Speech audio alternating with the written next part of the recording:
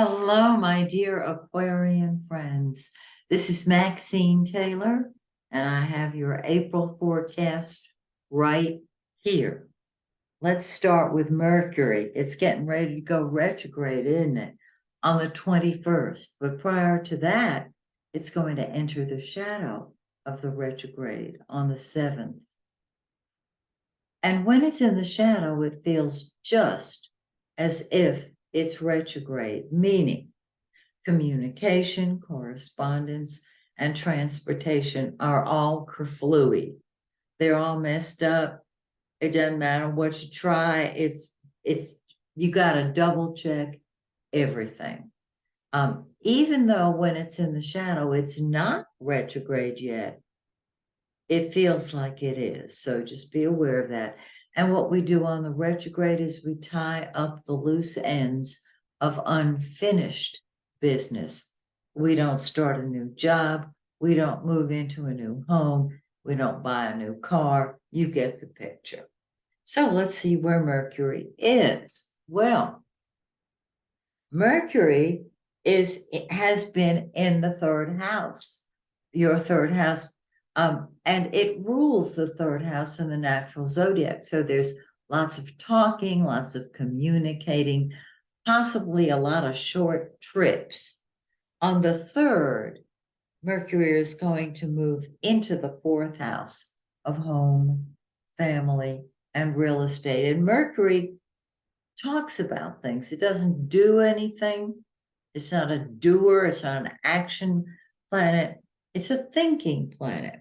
And so there's a lot of communication with family members as a real strong possibility. The yellow planet is the sun, the giver of life. And with the sun in the third house, your mind is so active. Are you writing a book? Are you doing a blog?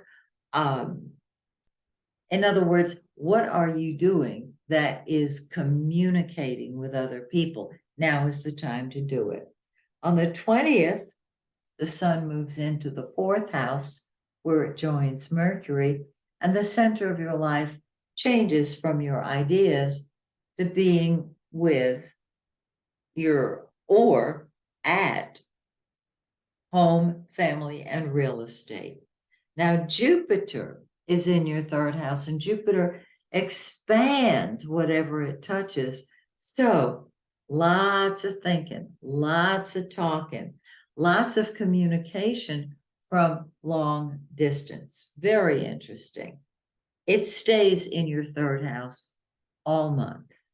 Now, Venus, the pink planet, is love and beauty and money and all the good stuff. Jupiter, too. Jupiter's the greater benefic, and you see a big picture. Venus is the lesser benefic. It's love and money and beauty.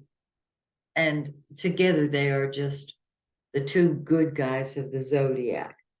It's in your fourth house, so beautify your house. On the 11th, it moves into your fifth house of children and fun and games. So have fun, either with your kids or without your kids. Party. With Venus in the fifth house, party, have a blast. Now, Mars, the red planet, is war. It's what comes first to you. It's what you fight with and fight for. And you are throwing yourself into your job. Your job is number one to you, and Mars is there all month. On the 6th of April, we have a full moon in 16 degrees of Libra. On the full moon, things come to a head, particularly for you this month. You see a big picture ahead of you. You see it clearly. You probably want to travel. If you are thinking of long distance travel, prepare for it immediately because you can have long distance travel and communication. 2 weeks after the full moon, we have a new moon, and this new moon falls right on the cusp of the edge of the fourth house. It's in 29 Aries, and which can move it into 0 of Taurus. It's 29 Aries, and something like 40 minutes or 50 minutes. It's right close to Taurus, and it's sitting right there on the very foundation of your chart. Now, it's not just a new moon, it's a solar eclipse. We feel the effects of an eclipse about a week or so, maybe 2 weeks before the eclipse actually occurs. And so you'll be feeling it ahead of time. Eclipses are at their peak 3 to 4 months after they occur. Well, and they occur in pairs. Well, in May, we're going to have the second eclipse of this pair. And just remember, 3 to 4 months from now, this eclipse is going to be at its peak. So there can be a change in your home or family situation. That can be incredibly wonderful. Okay? So that is your beautiful forecast for April.